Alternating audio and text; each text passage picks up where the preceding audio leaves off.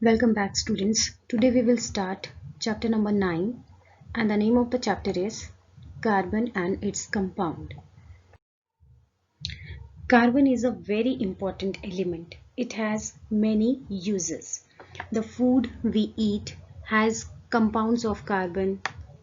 The clothes we wear have compounds of carbon. The shampoos we are using that also have compounds of carbon. So carbons plays a significant role in our life. Carbon is widely distributed on the earth. So carbon exists in free state as well as combined state. So in free state, carbon occur in coal, then diamond, then graphite and fullerenes. So these all are carbon in free state. And in a combined state, materials are made of carbon combined with other elements, in which the carbon is combined with another element. See, carbon dioxide. So carbon dioxide formula is CO2. So here the carbon is combined with oxygen. So here the state of carbon is a combined state. If we see the formula of calcium carbonate, that is CaCO3. So here this carbon is combined with oxygen as well as calcium. So here these are the combined state. And here if we take the example of this diamond. So diamond is the form of a carbon. So all the atoms are made up of a carbon only. So this is a free state and this is about the combined state. So in the combined state, carbon atom is combined with other element, and in free state they are only made up of a carbon molecule. How coal is formed? See this diagram. So due to the volcanic eruptions or earthquake millions of years ago, the plants were buried, and when the plants were buried, they were not getting an appropriate temperature and appropriate pressure. So they were getting a high temperature and high pressure. So these plants contain carbon compounds. These plants contain carbon compounds, and due to high temperature and high pressure, these carbon compounds are slowly converted into a carbon, and this process is called a carbonization. So what is a carbonization? The conversion of a carbon compounds. So carbon compounds means the plants consisting of carbon compounds that were buried under the earth surface, and they were not getting a appropriate temperature for the survival. Under the earth surface they were getting a high temperature and high pressure, and due to this these carbon compounds are converted into a carbon. So this process is called a carbonization. Compounds containing carbon are of two types, organic and inorganic compounds. So what is organic compounds? All carbon containing compounds except carbon monoxide, then carbon dioxide, carbonates and hydrogen carbonates. These are not organic compound. Rest all the compounds that containing a carbon, that are organic compounds. And organic compounds we are getting from the living sources. If we are taking the example of a formic acid, formic acid we are getting from the honeybee. So honeybee is a living being, honeybee. So formic acid we are getting from the honeybee. And according to the new definition, organic compounds are those compounds in which carbon and hydrogen are the essential parts. This is the new definition of organic compounds. Organic compounds are those compounds in which carbon and hydrogen are the essential parts, and where the carbon and hydrogen are the essential part, that is also called a hydrocarbons. And these hydrocarbons are also comes into a organic compounds. So if we see carbon monoxide, so carbon monoxide have a carbon, but oxygen is also present here. Hydrogen is absent. So this will not include in a organic compounds. So what is the organic compounds? Organic compounds are those compounds in which carbon and hydrogen are the essential parts.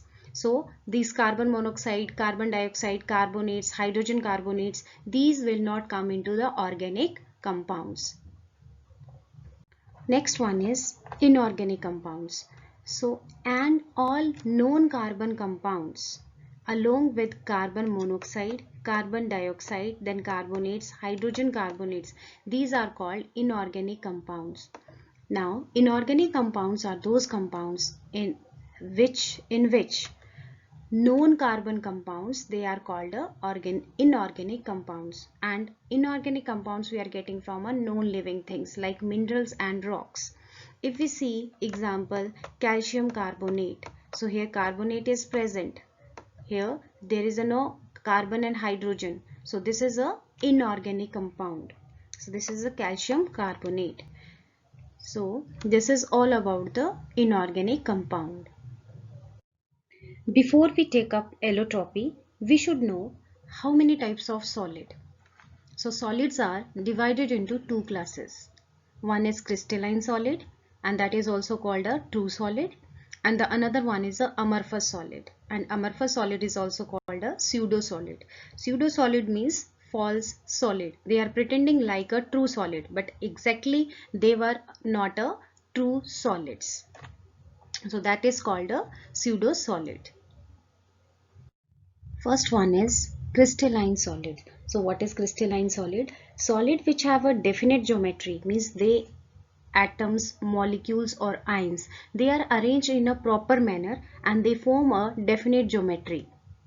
So this is the example of crystalline solid. This is a sugar. So here the sugar crystals have a perfect geometry. See, this is the crystals of a NaCl. Sodium chloride crystal, and they have a smooth edges and they are forming a perfect geometry, cubic geometry. They forming a perfect geometry, that is cubic geometry. So these type of solids are called a crystalline solids. So what is the definition of crystalline solid? Solid which have definite geometrical form are called crystallines or true solids. Definite geometry means they have a all the atoms, molecules or ions, they are arranged in a proper manner, and when they are arranged in a proper manner they form a perfect geometry. If we see, I have already told you, these are the crystal of a NaCl and they are forming a shape, cubic shape. So this is called a crystalline solids. Next one is amorphous solid. Amorphous solid is also called a pseudo solid. So this is the plastic cup, and in amorphous solid perfect geometry, there is no perfect geometry, and the atoms, molecules and ions, they are not arranged in a definite manner. So what is the definition? Solid which do not have definite geometrical form, that are called amorphous solids or pseudo solids. We know that diamond and graphite are the form of carbon. So these diamond and graphite have different physical property, but the chemical properties are same because they are made up of a same kind of atom, that is carbon atom. So there are some elements who exist in a different form.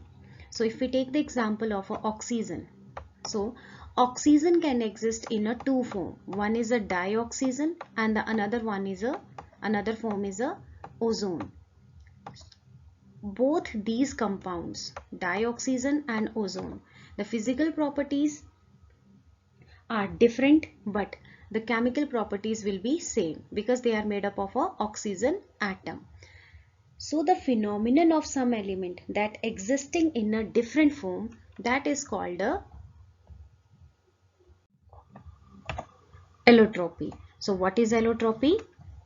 The phenomenon of some element existing in different form is called allotropy. I have told you that diamond and graphite, these are the form of a carbon. So carbon exists in different form. So that is called that phenomenon is called a allotropy. The allotropy of an element are chemically the same because they are made up of a same atoms. Here these diamond and graphite, these are the form of a carbon. So they are made up of a same atom. So chemically they are same but different from each other in structure, atomicity, or both. So the structure will be different of these. We will study later on that diamond and graphite structure. So both the structures are different. Their atomicity will also different. So these all are about the allotropy. What are the allotropy of carbons now? So this is the flow chart of allotropy of carbon. So the carbon is divided into two solids. One is the crystalline and another one is the amorphous solid.